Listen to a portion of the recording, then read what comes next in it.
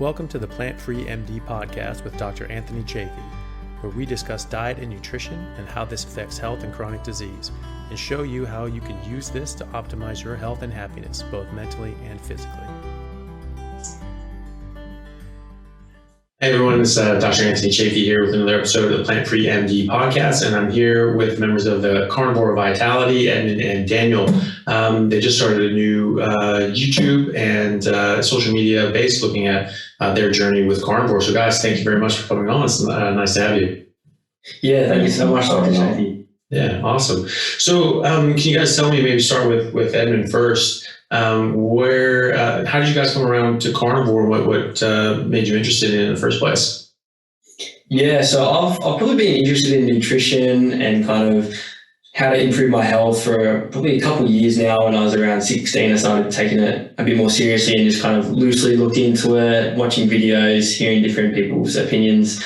And then it was probably around 9 months ago that I discovered the low carb kind of space, the keto space. And the reason for that was I was having really bad fatigue, especially in the afternoon. So after eating my lunch, every single time I just crashed, and it was seriously so bad. And everybody had the same experience. You know, I just started my first real kind of job, 9 to 5 type of job, and you could just watch everybody, you know, drop off like flies after 2 p.m. after their lunch, and it's just kind of what everyone did, and, you know, productivity slumps during the afternoon, and that's how it goes. But I kind of wanted to try something different. I didn't want to feel this way for the rest of my life. I thought it seems like a pretty mundane way of living if you can only be productive for a couple of hours a day. So yeah, then I looked up, how do I solve this issue? Kind of with the low carb space, kind of the keto space, and how it doesn't spike your insulin as high, and it doesn't give you those huge mood swings, up and down crashes, and it gives you more consistent energy throughout the day, kind of slowly drifting off into the night. And I was like, okay, this is a solution. So I gave it a try, and, you know, it worked. Keto worked for a little bit, but I just found that even having that small amount of carbs still there, and I don't know, just kind of the broad range of foods that I could still eat, I just found myself slipping down into binge eating and into ending up just having a whole bunch of carbs at once. You know, I couldn't limit myself to 30 grams of carbs. I'd have a little bit, and then just kind of the floodgates would open. I just kind of go crazy and binge on a bunch of carbs. And, you know, you can't just, there'll be some times when I was on keto where, you know, I wasn't super strict and I'd have a little bit of rice, but you can't just have a little bit of rice. You can't have, you know, 10 or 15 grams of carbs worth of rice. Like, you have to have a decent amount. So I just found that I just kept falling into that. So that kind of made me stop keto. I was trying to just do keto in the morning and just around lunchtime, so I wouldn't get that crash. But then, so I was kind of doing that a little bit, and it was kind of working, kind of not. I was still binge eating like crazy. And then my dad started carnivore first, and he started it because he saw Jordan Peterson and Michaela Peterson was on it. I think a lot of people found it through them. And yeah, my dad wanted to lose weight, hopped on the carnivore diet, and I think in around 3 or 4 months, he dropped just 12 kilos or something really, really quickly. And he was always raving about how he felt so amazing. So that was probably what tipped me over the line, how he was talking about how he was having crazy good energy, mental clarity was really good, sleep was super deep, he stopped his snoring. And so I saw this in my dad, I was like, okay, I have to kind of give it a shot. So yeah, that was around 3.5 months ago. Then I started carnivore diet and just kind of been continuing to go there. And that's kind of how I found it, and that's where I am today. Awesome. Hey guys, just want to take a second to thank our sponsor at Carnivore Bar. I don't promote many products because honestly, all you need to be healthy is to just eat meat. For those times that you're out hiking, road tripping, or stuck at work and you want a nutritious snack that is just meat, fat, and salt if you want it, the Carnivore Bar is a great option. So I like this product not because it's just pure meat, but also because I want the carnivore market to thrive as well. And the more we support meat-only products, the more meat-only products there will be available in the mainstream. So if this sounds like something you'd like to get behind, check it out using my discount code Anthony to get 10% off, which also applies to subscriptions, giving you 25% off total. All right, thanks guys. And Daniel, what about you? Yeah, so me and Ed were always good mates. We started going to the gym around age 16, and I noticed I was following a lot of the typical bodybuilding advice. Have heaps of carbs, have your whey protein shakes, and my skin just started to really, really flare up. And I thought it was the whey in the protein powder, so I tried like vegan protein powder or pea protein, all these different things, and I just got really bad cystic acne. I had literally volcanoes on my face. I didn't even want to go to school because it was just popping. Like I had to have surgery to get the pimple to to take the pus out, and I had to wear like an eye patch. It was terrible. And then I didn't really know what the answer was. The doctors are sort of like, oh, it's hormonal, you're a teenager. And I'm like, well, none of my mates have this and they're having protein powders and stuff. So I'm just a bit confused. And the sort of solution was to go on this drug called Accutane. And man, I wish the doctors told me a bit more about it. They said, oh, you can just get dry skin. You can feel a bit depressed. And then I'm like, they didn't really tell me. And I'm like, my parents like, this is the only thing. And I was 16. I'm like, whatever, I'll just try it. Because there's nothing worse in life than having bad skin, at least I thought then. And I was on it and it just destroyed my health, this drug. I got massive shin splints in my legs. I couldn't walk for literally like the whole year. Just so much pain. I had to stop going to the gym because I tore both my shoulders. That's as soon as I increased the dose in the drug. It was just terrible. My mental health just went down and everything went bad. And I sort of, I didn't really know what was wrong with me. And I got off the drug because my parents didn't really want to see me like that. And then, in the later years of high school, I had trouble focusing and still was a bit depressed from the drugs and from the injuries because I saw my friends playing sport and I couldn't play. There wasn't really a hope forward. And so I got chucked on ADHD drugs, antidepressants and all these things. And they just didn't really work. Like they worked in the short term, but it's just not really a good answer. And they never really suggested nutrition. And I was just I've kind of adopted a bit of a victim's mindset because I'm like, what is wrong with me? Why am I on all these drugs? And while I got through my final year of school, my mental health just deteriorated. And then I finished school and I made my degree like physio at uni, blah, blah, blah. And I started university and I just could not do it. I had debilitating chronic pain. I gained about 30 kilograms. I was ordering like 4 to 3 times pizzas a day, even though I knew they were bad for me. My mental health was so bad. And I just entered a bit of a bad hole and I just didn't really know the answers because I'm seeing all these doctors in the city, going out to see these surgeons, doing all this research. And it's sort of like I'm stuck with it for life. So I was a bit hopeless because I'm 18 years old, 17, 18. I just felt hopeless. So I just sort of went in that tunnel playing video games, wasting my life away. And then I'm like, look, enough's enough. Forget all these pills, forget these doctors. I'm going off it all and I'm searching up how to fix it myself because this can't be the way to live. And through digging very, very, very deep in Reddit and other places, I found zero carb space and I was just searching up like, oh, how to fix ADHD, how to fix depression, how to fix chronic pain and all these things. And I found the zero carb space and I saw all this anecdotal evidence of just ridiculous anecdotal evidence saying my chronic pain is so much lower, it's gone. ADHD is under control, depression is gone, I've lost so much weight. And so I was like, screw it. I don't care if I get a heart attack. I'm going to try it. I don't care because everyone was saying you need a heart attack, but I didn't care at that point because I wasn't even really living. And I tried it and it's been 3 months and it's changed my life, man. I've lost 25 kilos now. I haven't felt an ounce of depression. I'm off all meds, but I'm weaning off an antidepressant that doesn't even do anything anyways. And yeah, now actually learning a bit about the science, actually understanding that, you don't actually get heart attacks in the carnivore diet and sort of understanding the science now has even convinced me that this is actually the way we should be living. And this isn't just anecdotal, it's actually hard facts and science. And just even things like, I remember you were talking about, I think, Nurofen. Role is to get rid of the finished omega-6 particles in your body or something like that. It helps get rid of it from your body to release, to reduce pain and just sort of stuff like that. It's just sort of convinced me to, stick it through. And I'm so glad. That's awesome, man. Well, that's a great story. And it's, it sucks that you so young had such a rough time, but it's great that it brought you around to, I think, eating the way we're supposed to be eating, especially when you're younger. And that's when, it makes the most difference, because that's when you guys are developing. So did you guys sort of get onto a carnivore diet sort of at the same time, but separately, or did you guys talk to each other as well? I think, yeah. So I think Daniel started it a week before me. Our families are pretty close. So I think my dad talked to Daniel about it. Yeah. Is that right, Dan? Like you talked to my dad and then. Yeah. Well, I remember you were at my house and I was trying to lose weight and I was doing all these fasts and stuff. And you're like, oh, bro, try the carnivore diet. My dad's on it. Yeah. Yeah.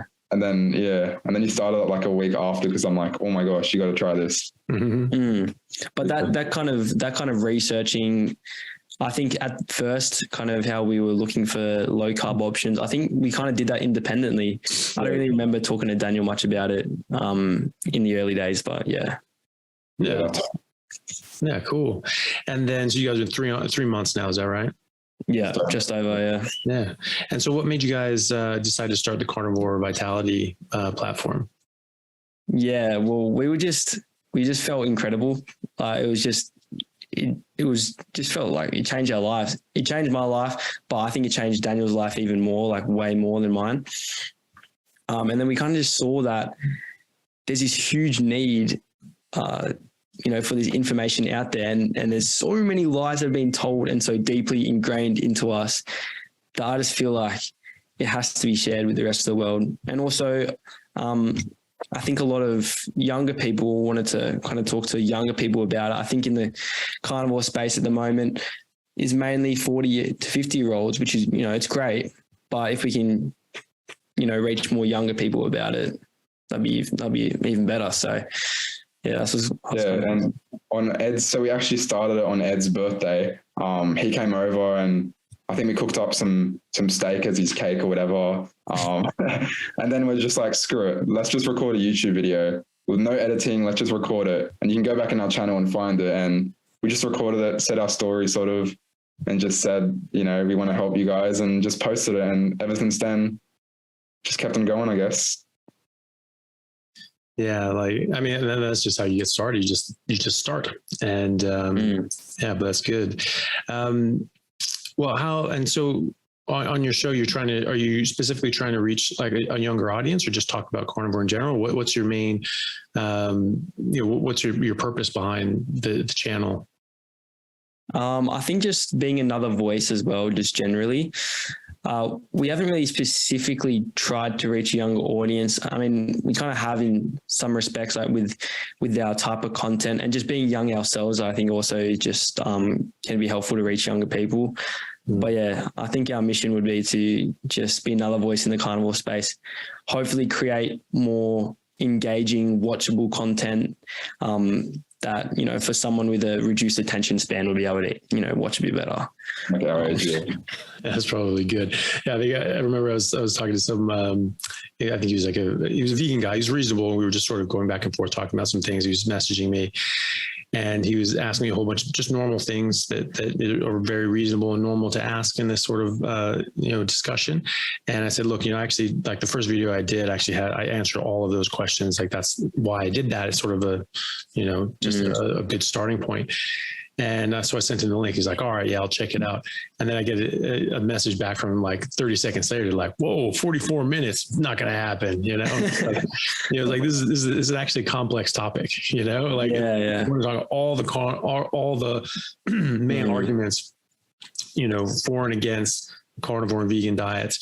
And, it's not going to happen in 7 minutes. Actually, it did happen in 7 minutes, because I did that in a debate for the Australian College of Nutritional and Environmental Medicine in Australia, and we had 7 minutes. And so I had to chunk down this whole talk into 7 minutes. I was just like, I don't know if you guys don't have like the Micro Machine Man over here, but in America, there's like this commercial with like this Micro Machines. The guy who's like the Guinness World Record holder for like speaking quickly. He's like, blah, blah, blah. He was just hauling ass, and he was just talk so quickly.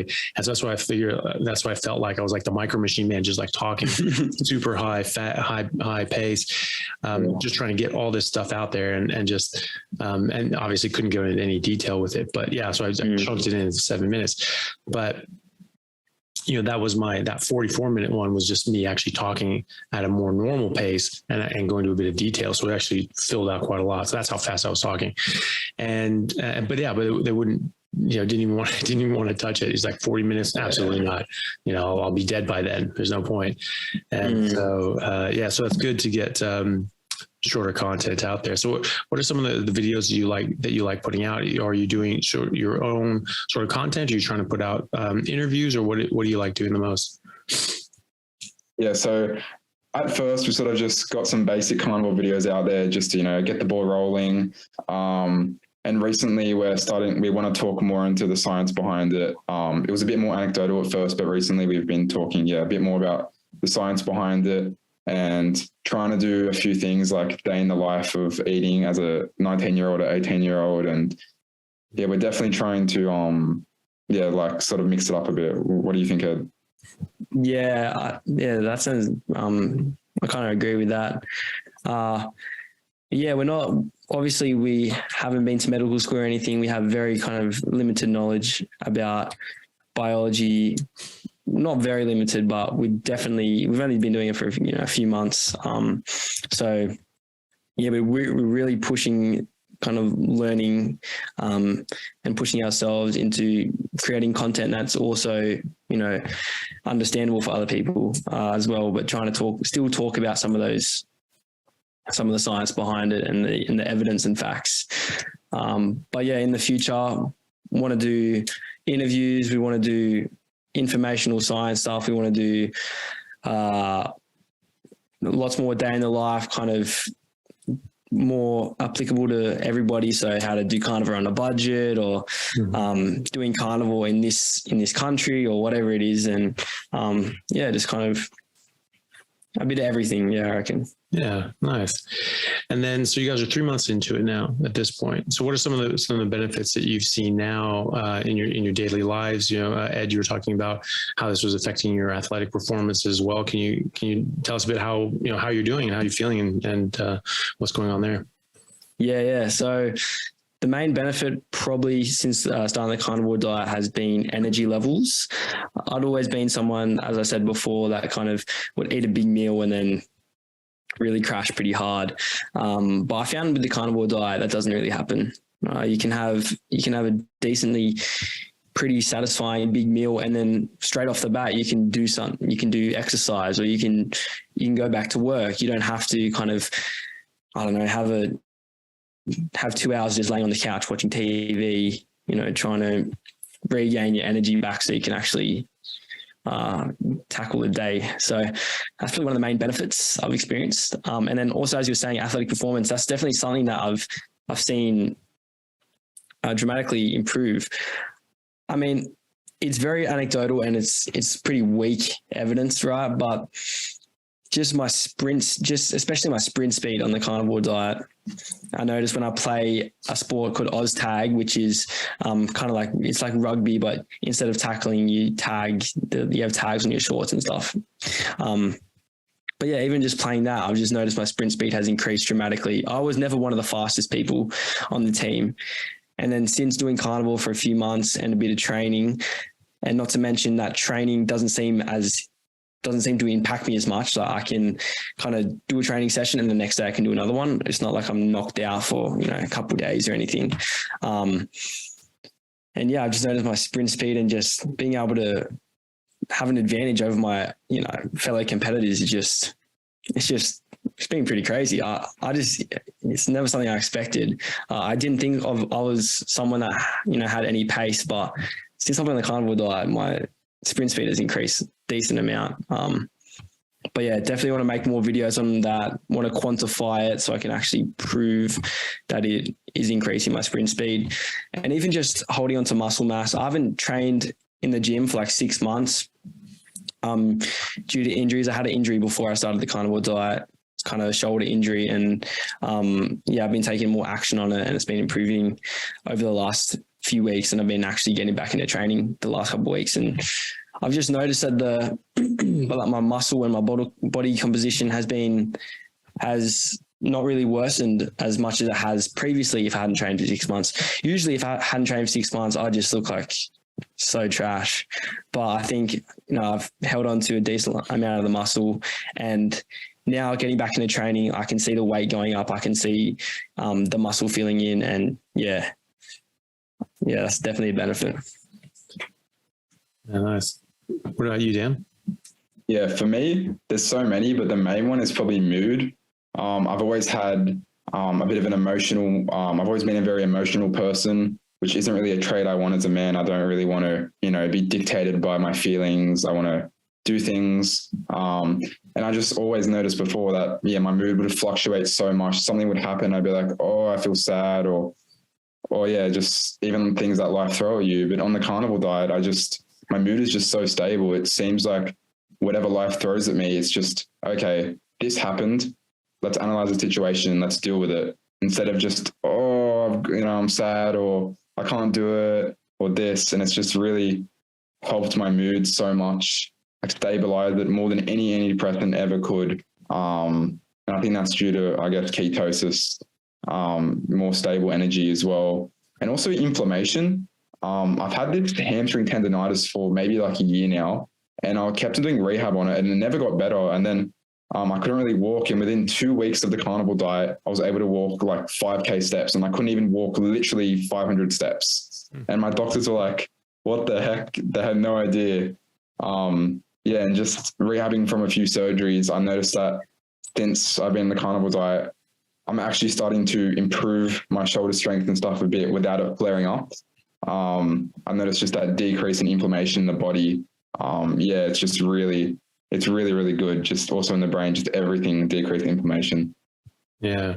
Well, that's amazing. And especially with the depression things, there are more and more studies coming out, and, Dr. Palmer, just studied. Yeah. So he just published his own, I forget the title, but he is, he's doing tons and tons and tons of research and randomized controlled trials showing that ketogenic diet is curing and reversing very, very serious psychiatric disorders like major depression and even schizophrenia, which is wild. It was called brain energy. I think it's called brain energy. Is it called brain? Yeah. Pretty sure, yeah. Okay. Yeah. And so it's very, very interesting. And if you actually look in the literature, you can see going back, I don't know, at least 10 years, I was finding studies from 2008, 2009, showing that psychiatric issues were being linked to mitochondrial metabolic issues, and they were showing like a, direct link there. And then when you get this disruption in the mitochondria, you get problems with manifesting as schizophrenia, in the genetically susceptible. And that's one thing, like there was a study I read years ago, looked at people in ketosis, and you have, when you're in ketosis, you have 4 times the amount of mitochondria that other people would have, and they're 4 times as effective, so that you're getting a much, much greater effect. And so you're going to just by being in ketosis, you're going to have better, stronger, healthier mitochondria. And so you won't be as prone to these metabolic issues as well, which is amazing. And that's awesome to see that in real life. So how do you guys deal with the people around you? So obviously, Ed, your dad's into this. What about the rest of your families? Daniel's, are people looking at you like you're crazy? What about how do you navigate school and friends and social situations? Yeah, so I'm very blessed that my dad is, on the carnivore diet, and my family also mainly is, gone a lot animal based.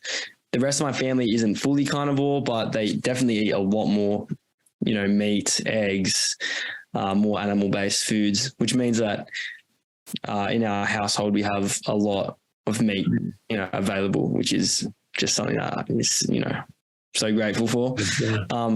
In terms of friends, yeah, people at first do think you're pretty crazy. You bring a steak a steak for your lunch at university or something, or you at work, you get the sandwich presser, right? And you just slap in like some thin steak or like slap in just some sausages. And then people are just like so confused and just like, what are you doing? Is that all you're having? What else are you going to have with it? Yeah. But no, I'm just going to have meat by itself. So yeah, you don't want random leaves? Like why aren't you eating leaves? They're like, where's the salad at? I'm like, nah, man, I don't want that. Some grass, some clippings, some yard waste. I mean, what? Why? So yeah. But yeah, so at first it kind of is a bit, awkward. I'm not walking around preaching to everyone how I'm a carnivore and how what you're doing is wrong or whatever. But slapping the celery out of their hands, I wish I could, but no, I try to keep it pretty low key. But yeah, like people do think you kind of be crazy, but you kind of come back with arguments about, well, this is how we used to eat. These are the benefits I've experienced. I don't think these are negative benefits whatsoever. My energy has improved. My sleep has improved dramatically. My inflammation has decreased.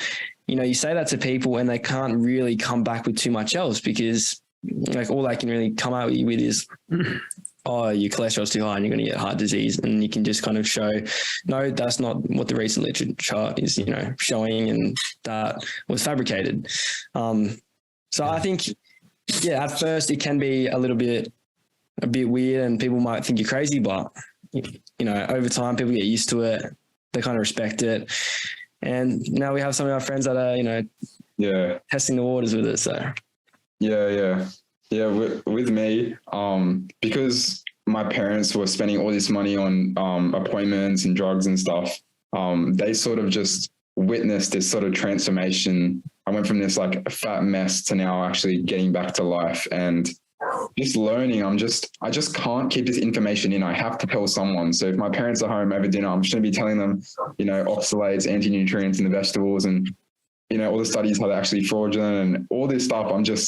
I just spit it out of my parents. And now my mom's carnivore, my dad's like keto or animal based, and my brother doesn't really care. But and I've just noticed, even with like my psychiatrist, I had an appointment with him the other day, and I said that everything's healed. I don't have depression anymore. Don't have all these things. And he's just like, what about your cholesterol? I'm like, what? It's just, and even in social situations, I try not to bring it up. But if there's like some sort of meat, or someone asks what I had for lunch today, I'm just going to be like, meat. And then they'll be like, oh, what about vegetables? And I'm like, what about vegetables? And they're like, oh, where are you getting your vitamins and the benefits you get from vegetables? And I'm like, what benefits? And they just blank. Yeah. And then they bring up vitamins like fiber or vitamin C, and I just absolutely obliterate that argument. And it's just people are so brainwashed. They don't even know what they believe. They don't even know. Yeah, they don't know why they believe it. Yeah. They just, well, that's it. They just sort of regurgitate all this stuff. Like, oh, but you have to, and that's a good question. Why? Why? And it's just like, oh, but you have to. Okay, but why? And if they don't know the reason, the answer to that, it just, they should stop and think and be like, oh, what am I doing? I don't even know why I'm doing this. I know that it's really important, but I don't know why it's really important. And then you start seeing like, okay, well, what was the background for that? What was the basis for that? And you find out there was like actually nothing substantial, in it. And, and like, whenever someone asked me about vegetables, it was like, what about vegetables? Why aren't you eating salad? Why don't you do this? And I was just always like, it's super bad for you. Like, wait, what? You say that? Yeah. And like, I always say that. I was like, no, it's super bad for you. And that's trying to kill you. Say that. Yeah. Well, I have. And you go straight into like, for like a big air sort of things. It's like, no, plants are trying to kill. I mean, you sound like a nutcase, right? Yeah. Like plants are out to get you. Like, oh, they're hiding. You see them coming in people's houses and things, hiding in the corners. Just waiting to get you. But I think that it's good to see you guys. More and more people doing this. Like you said, just getting more voices out there. Because you're just telling your story and it's anecdotal. Okay, does that mean it's not happening? You know, does that mean your health isn't improving? Does that mean your skin hasn't cleared up? Does that mean that you're not depressed anymore? You know, or that you're still depressed? You know, it's important. You know, it is important, and people's real life experiences are very important, because you can say, you know, that something's healthy all you want, but, you know, if people are doing it in practice and they aren't doing well, then it doesn't matter. And, you know, so, you know, if you're, you know, saying, oh, veganism and this, that, and the other, and some people can have a benefit in, you know, in comparison to a standard diet, but a lot of people don't. You know, a lot of people gain a lot of weight. A lot of people lose their health because they're eating a bunch of carbs and crap, and they're not getting, you know, appropriate nutrition. So actually a lot of people's health suffers and they gain weight, you know, doing what they're told is really healthy. And they're, oh, I'm just not working out enough. That was nothing to do with it. You know, that was always what it is. You have to, you know, eat less, move more. Couldn't be further from the truth. You know, you need to eat more of what you're supposed to eat, and then move is however you want, really. So yeah. And, so so you guys are in college now, in university? Yeah, I am. Yeah. I'm going next year. Yeah. Okay. So it's, I guess when you're in, you know, university, you probably, you know, it's a little less of an issue. You're going out, you can bring your own food or whatever, but you're not like in like a confined sort of high school sort of environment where everyone's like, what the hell are you eating? You know, Yeah. so might be a little easier there. Do you find it weird at high school, Daniel? Oh, we're both, no, so yeah, so we both finished high school last year. Oh, okay. All right. But you're taking, and I just deferred my uni course till next year because, Gotcha. Yeah. Okay. Yeah. Right. So it's even easier for you. You just, It's just social situations. If I go out, then people just think I'm a bit crazy. But then once you actually start to explain it, they're like, hang on a sec, that sort of sounds right. Like, you know what I mean? Yeah. Is it the open people or the people who are just completely closed-minded? It's either like open or closed-minded. Yeah.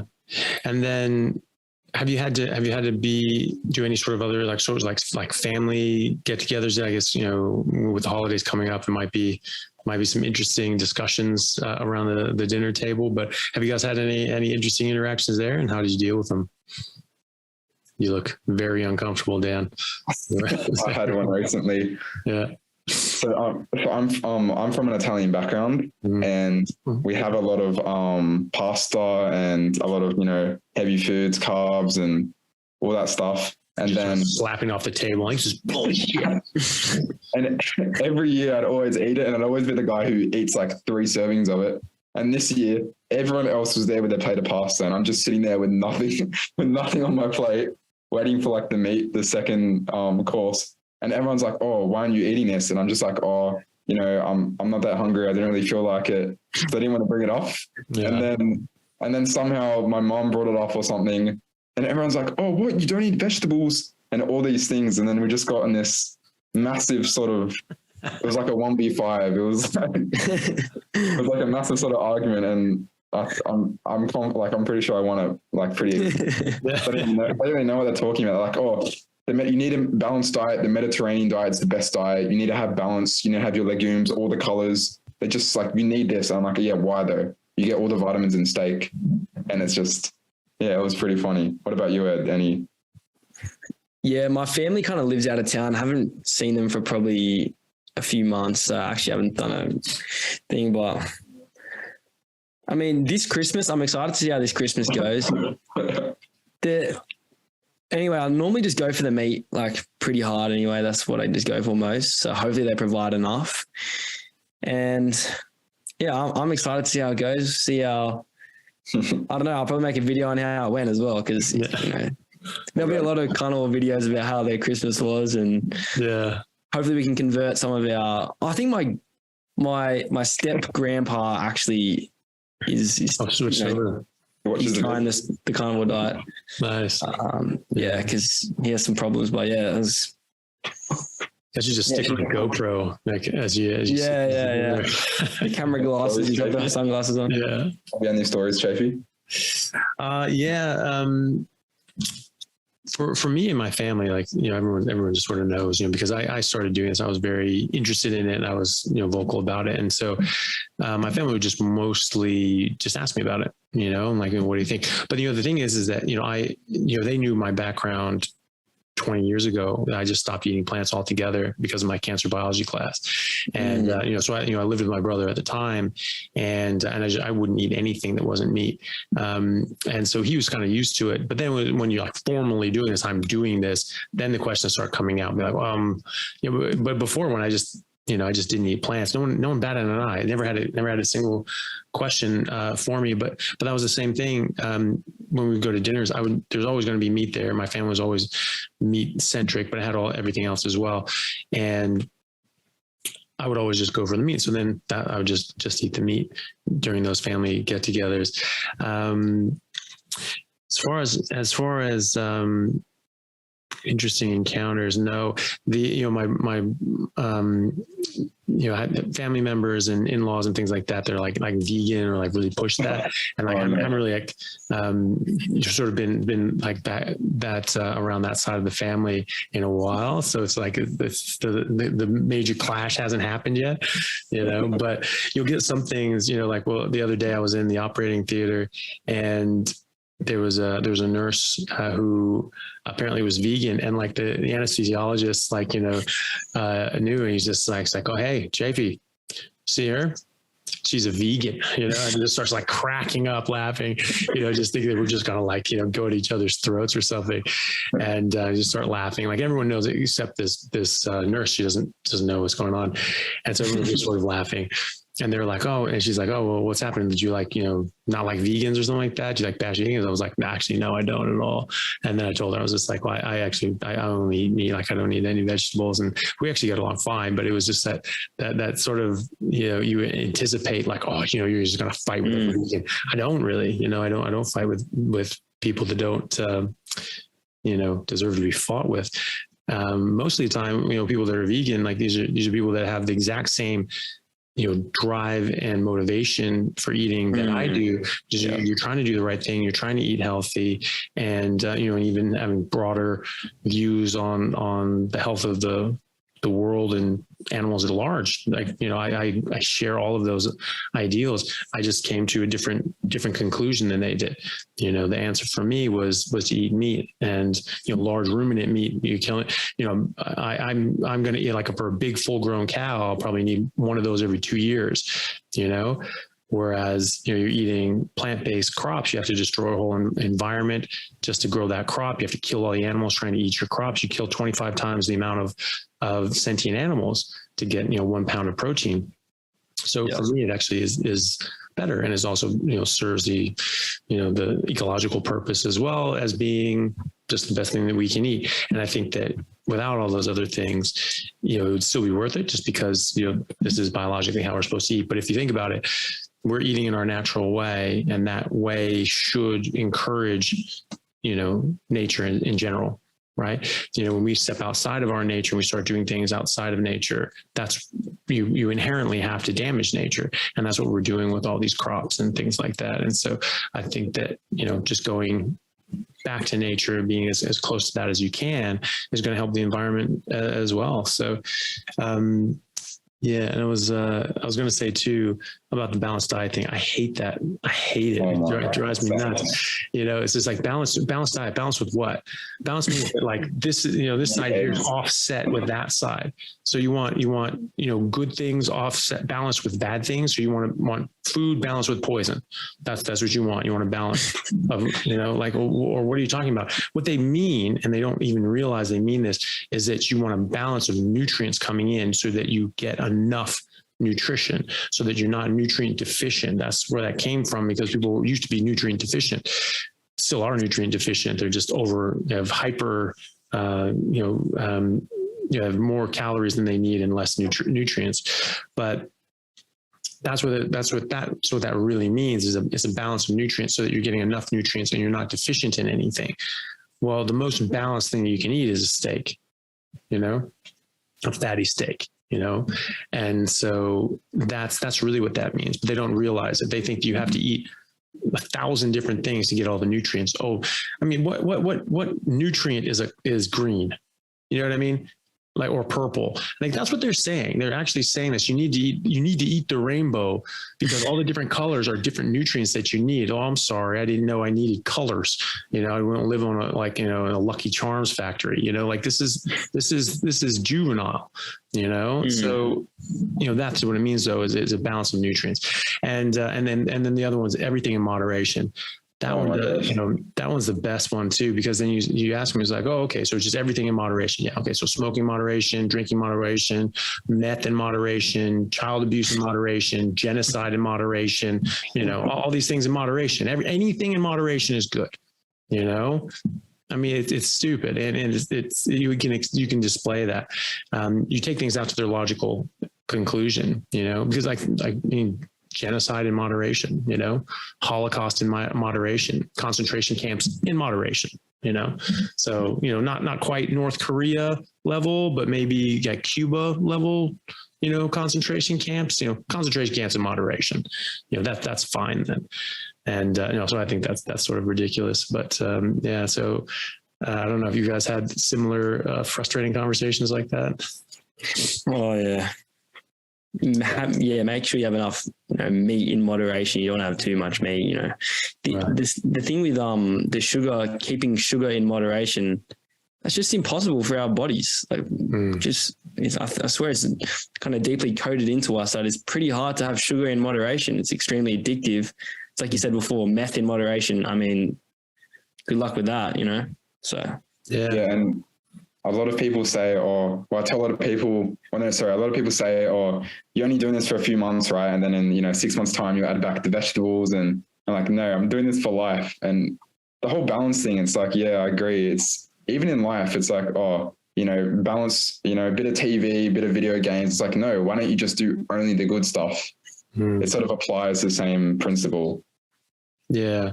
And you're right. You know, I mean, it's very hard to keep anything addictive in moderation. You know, that's inherently hard to do. That's, you know, why we call it addictive. You know, you can't stop doing it. And so, yeah, it's very difficult. And that's why, you know, when people say that you can have some of these things or some sugar or some candy or some, it's just okay, it's just a little bit, that doesn't really work for most people. And it doesn't generally work for that long. And so you have a little bit turns into a lot very quickly. And then you start making other concessions and getting soft on your other rules. And I think that if you know, sort of make an exception once, you're going to make it 1,000 times. If you will always be able to come up with reasons, you know, not to do something in that way. And I think that it's just better just to stick to it. And like you say, you know, not think of it as like a diet. I'm just doing this short term to, you know, fit into some genes or something like that. But it's just a way of life. This is just what I do. And it makes it so much easier that way. If you're just like, yeah, this is what I do. This is how I eat. That's my life. That's it. It's over. You don't have to think about it. You don't have to go like, oh, well, but when am I gonna, and what do I do? There's no question. It's just like, this is what I eat. That's what I do. And it's pretty easy. Yeah, 100%. And like sort of adopting that mindset of just sort of all this other stuff, it's just not food. Like it's not food. Like that's sort of adopt that mindset. So if you want to have a bit of stuff, maybe sausages or something. And I think me and Ed have really found that, you know, learning about the lies in nutrition and actually finding the truth, it's really made us open our eyes to a lot of the other lies and a lot of the other things in society that we're told to do. It's really opened our eyes to that, and it's made us question things like even like sunscreen or just so many things. You should read Thomas Sowell. That will really open your eyes. Thomas Sowell, Sowell, like he writes so well because he does. He's a brilliant writer. And I found him. Yeah, and he's got a ton of things, and there's no one gets down to the bedrock of an issue like him. It really shows you like this is what's actually going on. This is just the hard facts of what's happening, and you just look at that and you go, wow, okay, yep, that's what that is, and you just, you know, and then you know where to go from there, and then you understand why these things work the way they do or don't work the way that they're put forward. So he's a great one to read if you really want to know, if you really want to see a lot of that just in the grander scheme of things throughout the world. That'll be a good one to look at.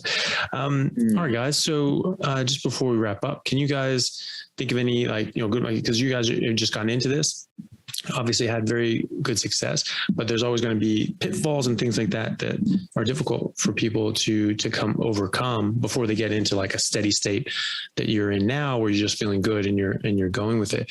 What are some advice that you can give to people that are first starting out with carnivore on how to sort of be successful at it, and or maybe even just some things that you came across that sort of tripped you up that you then had to figure out a solution for it? Yeah, I'm happy to go first. So at the start of carnivore, for different people, it's they can have different adjustment periods. I think for me, because I was on keto before, it wasn't the worst adjustment period. And as soon as I started carnivore, I think a lot of the benefits were there straight away. I do find that there is a euphoric state that happens straight after you start carnivore. I think that it isn't this crazy euphoria and crazy high energy forever. I think it does slightly taper off to a more normal level.